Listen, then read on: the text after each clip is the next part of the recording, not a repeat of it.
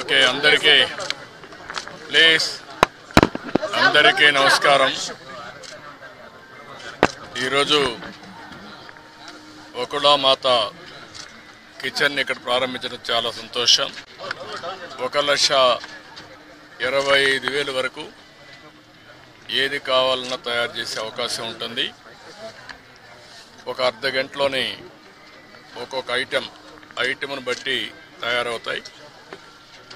ఒక half an అవర్లో ఒక 18,000 మందికి ఒక ఐటెంని సరఫరా చేసే అవకాశాలు వస్తాయి. దీనివల్ల ఇప్పటికీ 3 కిచెన్లు వచ్చాయి.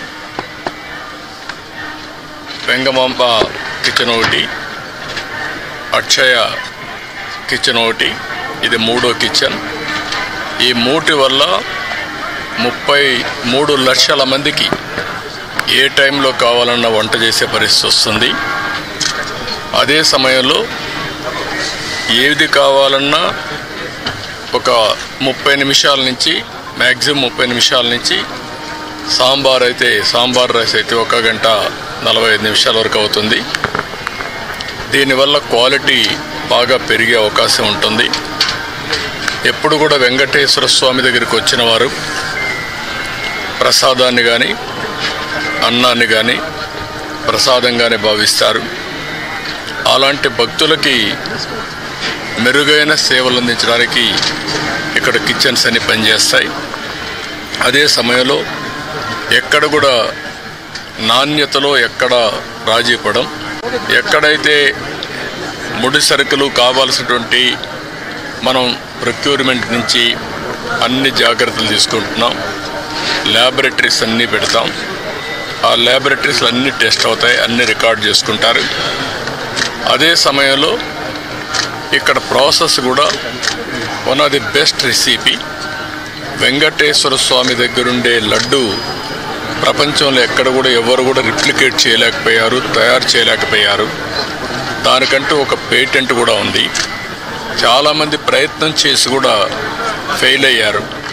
అలాంటి పవిత్రమైన లడ్డుని కానీ, ఇక్కడుండే జిలేబీ కానీ, ఇక్కడుండే మైసూర్ పాక్ కానీ దానికి ఒక ప్రత్యేకత ఉంది. వడకు కూడా ఒక ప్రత్యేకత ఉంది.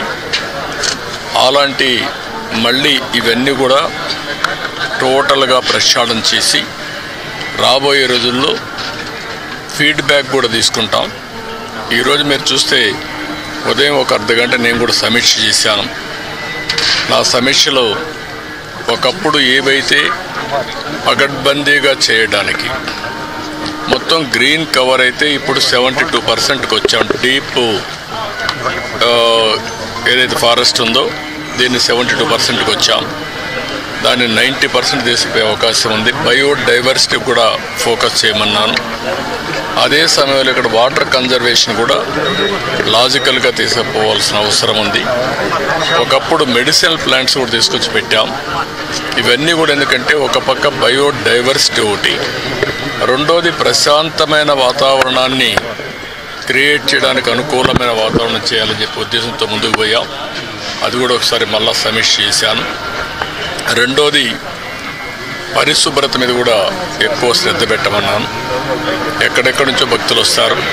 భక్తులు వచ్చినప్పుడు వాళ్ళకు కావాల్సింది వెంకటేశ్వర స్వామి నామం తప్ప ఇంకొకటి మాట్లాడే పరిస్థితి లేకుండా వాళ్ళు అన్ని విధాలు ఒక ప్రశాంతమైనటువంటి ఒక దివ్య క్షేత్రంగా ఇది ఎప్పటికప్పుడు ఉండాల్సిన అవసరం ఉంది. సజెషన్స్ ఇచ్చాం. అదే మరి ఇక్కడ ఫుడ్ కూడా ఏదో ఫ్యాన్సీ ఫుడ్లే కాకుండా ఇక్కడుండే భక్తుల మనోభావాలకు అనుకూలంగా, ఇక్కడ మన సాంప్రదాయాలకు అనుకూలంగా ఉంటే చాలా బాగుంటుంది. అలాంటివి కూడా చేయమని చెప్పి ఆదేశాలు ఇచ్చాను. అదే మరి ఎండ్ టు ఎండ్ ఇవన్నీ కూడా ఒపీనియన్ కూడా తీసుకోవడం, భక్తుల మనోభావాల్ని గౌరవించడానికి ఏమేం చేయాలనో అవన్నీ చేస్తాం. ఇప్పుడు సేవకులు కొంతమంది ఉన్నారు, శ్రీవారి సేవకులు. వాళ్ళు కూడా ఎప్పుడో నేను ప్రవేశపెట్టాను. వాళ్ళు ఒక 15 లక్షల మంది అయ్యారు. వాళ్ళు కూడా ఒక స్పిరిచువాలిటీ సైడ్ ఎట్లా తీసుకెళ్ళాలి, వాళ్ళల్లో కూడా భక్తి భావం ఎట్లా పెంచాలి, ఇక్కడే కాకుండా నిజ జీవితంలో కూడా వెంకటేశ్వర స్వామి శ్రీవారి సేవకులు ఉన్నప్పుడు వాళ్ళ నిజ జీవితంలో కూడా దీన్ని ఆచరించాల్సిన అవసరం ఉంది. వాళ్ళకి కావాల్సిన ట్రైనింగ్ అవన్నీ ఇచ్చి వాళ్ళు కూడా కెపాసిటీ బిల్డింగ్ చేస్తాం. అదే మరి ఎక్కడికక్కడ సమాచారాన్ని కూడా తీసుకొని ఒక విధంగా చెప్పాలంటే మళ్ళీ వెంకటేశ్వర స్వామికి పూర్వ వైభవం వచ్చే విధంగా, అదే కాకుండా ఎప్పటికీ ఇది ఒక దివ్య క్షేత్రంగా పవిత్రమైన క్షేత్రంగా తయారు చేయడానికి ఏమేం చేయాలో అన్ని చర్యలు తీసుకోమని చెప్పి మేనేజ్మెంట్కి గవర్నమెంట్ తరఫున కూడా ఆదేశాలు ఇచ్చాం. అవన్నీ చేసేదానికి శ్రీకారం చుట్టారు. ఇంకొక పక్కన ఏదైతే ఈరోజు ఇక్కడ ఫుడ్ కూడా ఉందో ఎన్నిటి కూడా రాబోయే రోజులు అన్ని టెస్టులు ఉంటాయి. అదే మాదిరిగా అవసరమైతే ఇక్కడ నాలెడ్జ్, అబండెంట్ నాలెడ్జ్ ఉంది.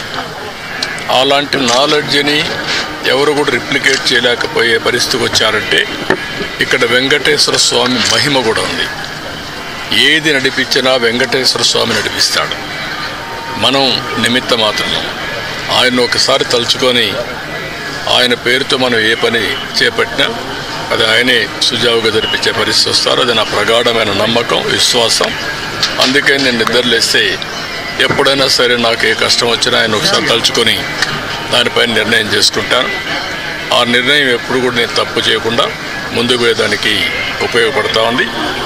ఇక్కడుండే వాళ్ళు కూడా ప్రతి ఒక్కరూ ఇక్కడ పనిచేసే వాళ్ళు కానీ వచ్చే భక్తులు కానీ పవిత్రమైన భావంతో మీరు ఇక్కడ ఉండాల్సిన అవసరం ఉంది. మీరు పవిత్రంగా ఉండడమే కాకుండా దివ్య క్షేత్రాన్ని పవిత్ర క్షేత్రంగా శాశ్వతంగా ఉండాలంటే భక్తుల్లో ఆ భావన రావాలి, మేనేజ్మెంట్లో ఆ భావన రావాలి, శ్రీవారి సేవకుల్లో ఆ భావన రావాలి. అందరం కలిసి మళ్ళీ దీన్ని ప్రపంచంలో ఉండే హిందువుల మనోభావాలకి ప్రతిబింబం వెంకటేశ్వర స్వామి టెంపుల్. అందరూ కూడా ఇక్కడ ఏం జరిగినా కూడా ఆలోచిస్తూ ఉంటారు. ఇక్కడికి వచ్చినప్పుడు ఎక్స్పీరియన్స్ చేస్తారు. అలాంటి ఎక్స్పీరియన్స్ చేసే సమయంలో దీన్ని అందరం కూడా ఈ ఎకో సిస్టాన్ని ఎట్లా కాపాడడానికి పూర్తిగా సహకరించమని అందరికీ చెప్పాను. మార్నింగ్ కూడా కొన్ని ఆదేశాలు ఇచ్చాం. ఆదేశాలన్నీ పాటిస్తారని చెప్పి నేను ఆశిస్తున్నా. ఎప్పటికప్పుడు గవర్నమెంట్ ఓవరాల్ గైడెన్స్ ఇస్తాం. పాలక మండలి లేకపోతే ఇక్కడే మేనేజ్మెంట్ అన్నీ కూడా జాగ్రత్తగా చూసుకుంటాం.